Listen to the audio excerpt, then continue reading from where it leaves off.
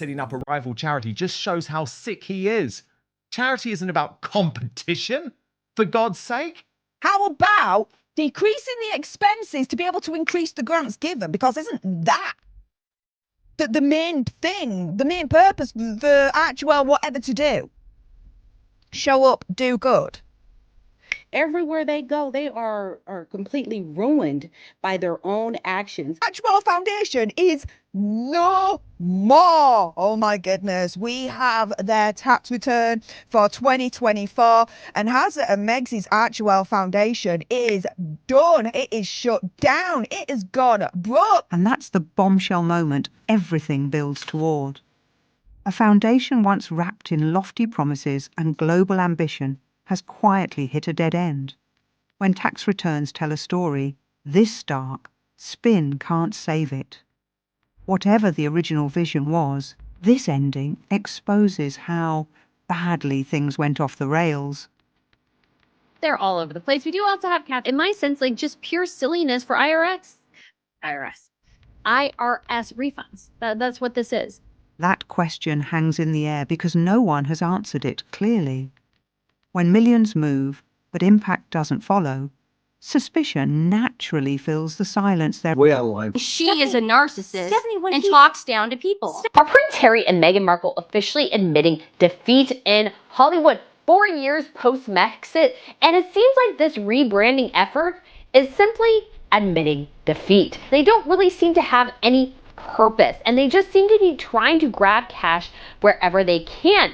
Everything they do is so weird. It's so weird and contrived. We have Harry and Meghan renaming their foundation from the Archewell Foundation to Archewell Philanthropies. As if it can't get worse. Archewell was bad in the first place. And their expenses were $3.3 million, and they gave away only $1.3 million. So I don't know what their plans are with this. And now they have a balance of 11 million, or at least at the end of 2003. These are all red flags that if I were $1 million balance might look healthy at a glance, but paired with figures like these, it raises serious questions about priorities. And so it shows that revenue to the Archewell Foundation in terms of the 990 form from contributions and grants plummeted in 2024. Standing at $2.1 million, down from $5.3 million the previous year. Salaries listed at nearly $1 million there. Other expenses are recorded at $2.9 million. The previous year, they stood at $1 million. So they've gone up by nearly 200%, guys. This is insane. That is not good practice for running a multi-million charitable organisation. Where the alarm bells really start screaming. When a charity spends over $3 million but gives barely a third of that to actual causes, it stops looking like philanthropy and starts looking like something else entirely. An $11 million balance might sound impressive on paper, but numbers like these raise an uncomfortable question. If the mission was helping others, why does the money seem to be helping itself first? Now pause on that number for a second. Nearly $3 million in other expenses, almost triple the previous year, and with no clear explanation. It keeps the lights on for now, but it also signals that something underneath is fundamentally broken. Once you start dipping into reserves, the clock starts ticking. These aren't rookie mistakes. These are structural problems. And when even experts are calling it out as bad practice, it's no longer criticism. It's a warning. How about decreasing the expenses to be able to increase the grants given? This ain't showing up and doing good. This is showing up, and in my opinion, conspiracy theory or whatever, running the charity into the ground. They all of a sudden, seemingly out of the blue, announced that Archewell Foundation is shutting down and it's turning into Archewell Philanthropies. Completely different entity. They got last year, spent twice as much, but had less output than they did the year before. So what was the money actually spent on? At this stage, The frustration is palpable. Even those with a passing interest can sense that something is seriously wrong. When the figures just don't add up and the justifications become increasingly flimsy, trust doesn't erode, it collapses. You don't have to be a financial expert to recognize when things simply don't make sense. And in this situation, the numbers aren't just unclear, they're outright alarming. Any reasonable donor would demand answers to the most fundamental question. If maximizing impact is truly the priority, why aren't excess expenditures being eliminated and more resources funneled directly to the core mission? That's a basic principle of effective philanthropy. Ignoring such logic sends a clear message that the real priorities are misaligned with the organization's stated purpose. Read that again. Fewer grants awarded, increased operational expenses, and diminishing results by year's end. That is a textbook example of regression, not progress. For dedicated supporters observing from afar, it's infuriating to see higher costs yielding fewer outcomes. That's not just disappointing, it's unacceptable. The damage being done from Harry here could actually stop people trusting charities altogether. Prince Harry throws a mega strop, quits the charity that he set up in honor of his mother. What Prince Harry wanted out of this report was for the Charity Commission to completely vilify this very successful black woman. That accusation cuts far deeper than personal reputation. When high-profile figures mishandle charitable work, the fallout doesn't stop with them. It ripples outward. Public trust in charities is fragile, and once it's shaken, everyone pays the price. Invoking Diana here makes it even more damning, because her legacy was built on compassion, not controversy. Walking away in anger from a charity tied so closely to his mother's memory looks less like principle and more like impulse. To critics, it feels theatrical, an emotional exit rather than a responsible one.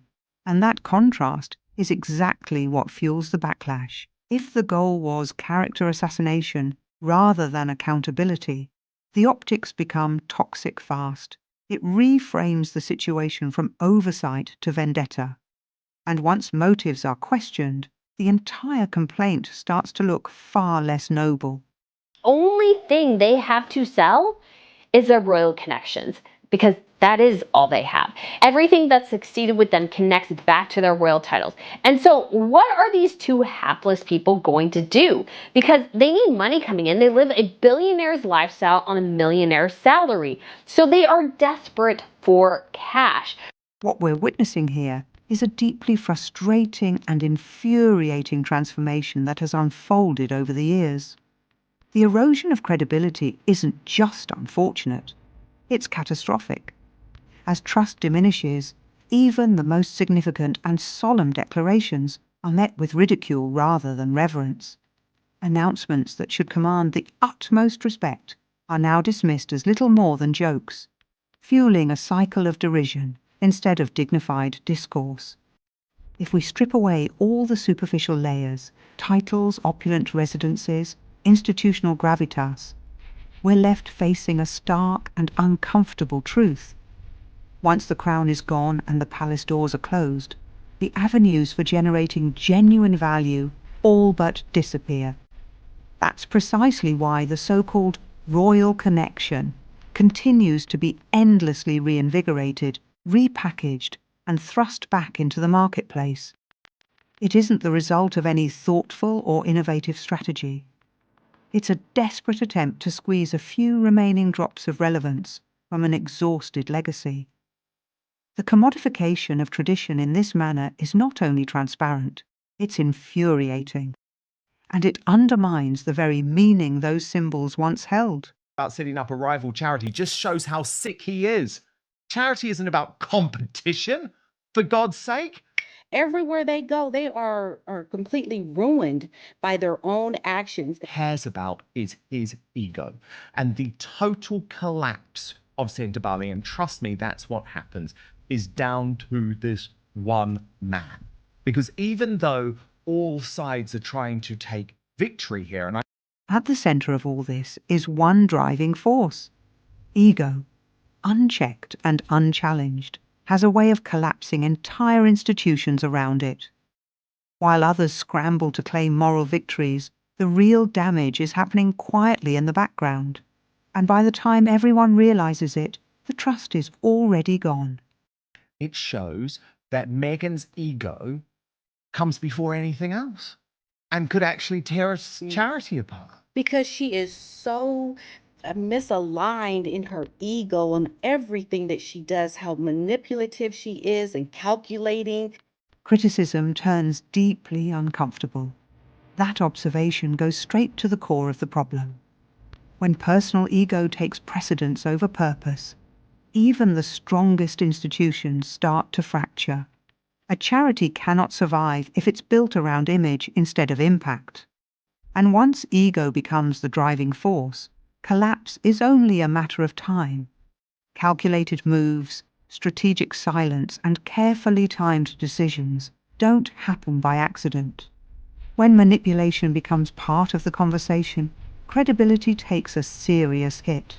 And once that seed is planted, it's almost impossible to uproot. And that's where we're going to leave it. Because when the facts speak this loudly, there's really nothing left to dress up. The questions are still unanswered, the contradictions remain, and the fallout is far from over. One thing is certain, though. This story isn't going away anytime soon. If you found this breakdown insightful, make sure you subscribe to the channel, hit the like button, and turn on notifications so you don't miss what comes next. New revelations, deeper dives, and the stories others won't touch. All right here.